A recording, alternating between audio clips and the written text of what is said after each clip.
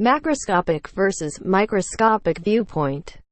There are 2 points of view from which the behavior of matter can be studied: the macroscopic and the microscopic.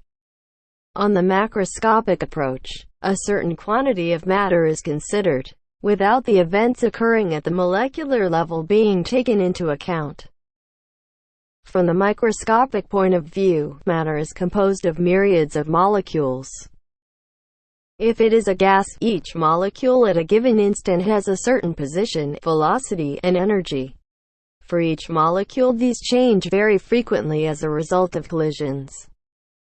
The behavior of the gas is described by summing up the behavior of each molecule. Such a study is made in microscopic, or statistical thermodynamics. Macroscopic thermodynamics is only concerned with the effects of the action of many molecules, and these effects can be perceived by human senses.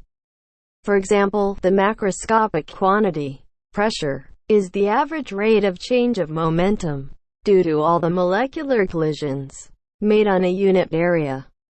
The effects of pressure can be felt. The macroscopic point of view is not concerned with the action of individual molecules, and the force on a given unit area can be measured by using, example, a pressure gauge.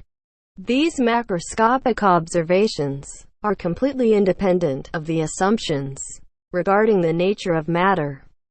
All the results of classical or macroscopic thermodynamics can, however, be derived from the microscopic and statistical study of matter.